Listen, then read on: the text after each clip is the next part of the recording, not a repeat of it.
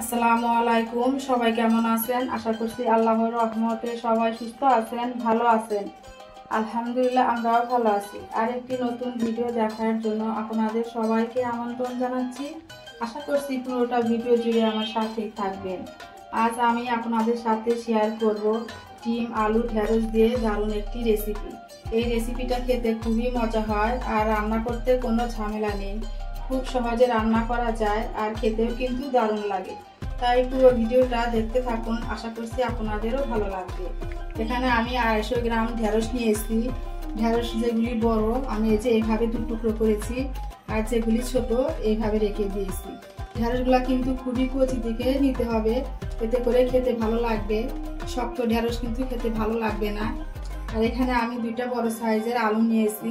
আলু 2টা আমি এইভাবে টুকরা করে কেটে নিয়েছি। এখানে আমি 4টা ডিম নিয়েছি সিদ্ধ করে। আর এখানে আমি 2টা পেঁয়াজ কেটে নিয়েছি মাঝারি সাইজের, আর 4-5টা কাঁচামরিচ ফালি করে নিয়েছি। এখন আমি রান্নাটা বসিয়ে দেব। চলে আসি মূল রান্নায়।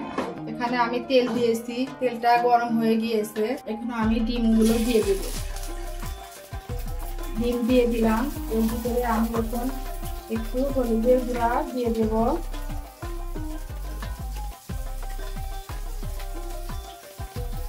আর একটু লবণ দিয়ে দিলাম।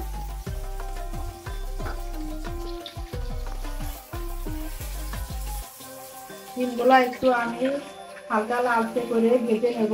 ডিমটা লাল করে ভেজে নিয়েছি। ডিমটা আমি এখন উঠিয়ে নিলাম। এখন আমি ধুয়ে পরিষ্কার করে রাখা আলুগুলো দিয়ে দিলাম। 1/2 চামচ পরিমাণ লবণ দিয়ে দিলাম। 1/2 চামচের কম একটু হলুদের গুঁড়া দিয়ে দিলাম। একটু সময় নিয়ে আলুগুলো ভাজতে হবে, কারণ আলুগুলো সিদ্ধ হতে একটু সময় লাগে। আর হলুদ দেওয়ার কারণে আলুর কালারটা কিন্তু দেখতে খুবই ভালো লাগবে।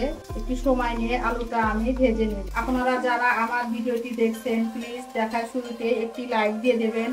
আপনাদের একটি লাইক আমার ভিডিওটি অনেকের কাছে পৌঁছে দিতে সাহায্য করবে। আর যদি বেশি ভালো লেগে থাকে তাহলে আমার চ্যানেলটি সাবস্ক্রাইব করে দিবেন। সাবস্ক্রাইব করে পাশে থাকা বেল বাটনের অল অপশনটি প্রেস করে দিবেন, যাতে করে আমি কোনো ভিডিও ছাড়ার সাথে সাথে আপনাদের কাছে নোটিফিকেশন চলে যায়। আর যারা অলরেডি এই কাজটি করে দিয়েছেন, আপনাদের সবাইকে জানাই অসংখ্য ধন্যবাদ। বেশ কিছুক্ষণ সময় নিয়ে আমি আলুটা ভেজে নিয়েছি। এর ভিতরে আমি ঢেঁড়সগুলো অ্যাড করে দেব। ঢেঁড়সগুলো দিয়ে দিলাম। এখন আর একটু আমি ঢেঁড়সটা ভেজে নেব। বেশি লালচে করে ভাজবো না, অল্প একটু ভেজে নিলেই হয়ে যাবে। দুটো সবজি আমি একসাথেই ভেজে নিয়েছি, চাইলে কিন্তু আলাদা করেও ভেজে নিতে পারতাম। এভাবে 2টো আলু আর ঢেঁড়স যদি একসাথে ভেজে নিই তাহলে কিন্তু সময়ও কম লাগবে আর খুব সহজেই ভাজা হয়ে যাবে। তাই আমি একসঙ্গে ঢেঁড়স আলু এভাবে এখন ভেজে নিচ্ছি। আমি মাঝারি আছে ঢেঁড়স আলুটা একটু সময় নিয়ে ভেজে নিয়েছি। দেখতেই পাচ্ছেন কালারটা কিন্তু চেঞ্জ হয়ে গিয়েছে। এখন আমি এটা উঠিয়ে নেব, সম্পূর্ণ উঠিয়ে নেব। ঢেঁড়স আলুটা আমি উঠিয়ে নিয়েছি আর ফ্রাই প্যানে পরিমাণ মতো তেল দিয়েছি। এখন আমি পেঁয়াজ কুচিগুলো দিয়ে দিলাম। পেঁয়াজটা আমি একটু লালচে করে ভেজে নেব। পেঁয়াজটা আমি লালচে করে ভেজে নিয়েছি। এই পর্যায়ে আমি দিয়ে দিলাম 1/2 চামচ আদা বাটা, 1/2 চামচ রসুন বাটা। এখন আমি পেঁয়াজের সাথে আদা রসুন বাটাটা ভালোভাবে মিশিয়ে নেব, এতে করে কাঁচা রসুনের আদা গন্ধটা থাকবে না। ভাজা হয়ে গিয়েছে। এখন আমি দিয়ে দিলাম 1/2 চামচ হলুদের গুঁড়া, 1/2 চামচ পরিমাণ মরিচের গুঁড়া, 1/2 চামচ ধনিয়ার গুঁড়া, 1/2 চামচ জিরার গুঁড়া দিয়ে দিলাম। এখন আমি ভালোভাবে মশলাটা নেড়ে চেড়ে মিশিয়ে নেব। ভালোভাবে মিশিয়ে নিয়েছি। এখন অল্প একটু পানি দেব, এতে করে মশলাটা পুড়ে যাবে না। পরিমাণ মতো আমি লবণ দিয়ে দিলাম। প্রথমে তো আমি ডিম আলু ভাজার ভিতরে একটু লবণ দিয়েছি, এখন আমি পরিমাণ মতো লবণটা দিয়ে দিলাম। মশলাটা আমি একটু সময় নিয়ে ভালোভাবে কষিয়ে নেব। ঢাকনা দিয়ে দিব। ঢাকনাটা দিয়ে দিলাম। 3-4 মিনিট ভালোভাবে কষিয়ে নেব। মশলাটা কষানো হয়ে গিয়েছে। খুব সুন্দরভাবে ভালোভাবে মশলাটা আমি কষিয়ে নিয়েছি।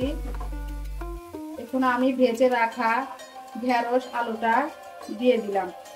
ঢেঁড়স আলুটা আমি মশলার সাথে ভালোভাবে নেড়ে চেড়ে নিচ্ছি। ঢেঁড়স আলুটা আমি মশলার সাথে ভালোভাবে নেড়ে চেড়ে নিলাম।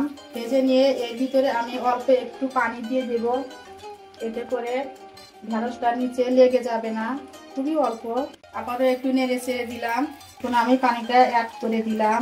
যেহেতু সবজিটা খুব ভালোভাবে কষিয়ে নিয়েছি, বেশি পানি দেওয়া লাগবে না, পরিমাণ মতো অল্প একটু পানি দিয়েছি। এই পানি দিয়ে আমি রান্না করে ফেলবো। এখন আমি 8-9 মিনিটের জন্য আবারও ঢেকে দিলাম। এখন আমি তরকারিটা আবারও ভালোভাবে নেড়ে চেড়ে নিলাম।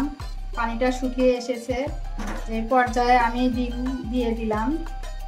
এখানে আমি 4টা ডিম ভেজে রেখেছিলাম, রান্না হয়ে গিয়েছে। কেটে রাখা এই যে কাঁচামরিচের ফালিগুলো দিয়ে দিলাম।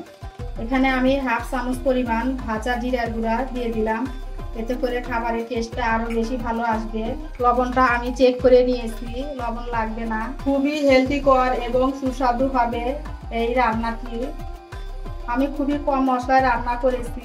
এই গরমে স্বাস্থ্যের জন্য কম মশলায় তরকারিটা খাওয়া খুবই ভালো। রান্নাটা হয়ে গিয়েছে।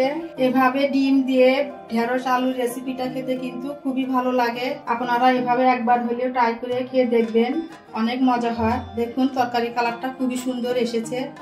সবাই ভালো থাকবেন, সুস্থ থাকবেন, আমাদের জন্য দোয়া করবেন। আল্লাহ হাফেজ। আসসালামু আলাইকুম ওয়া রাহমাতুল্লাহ।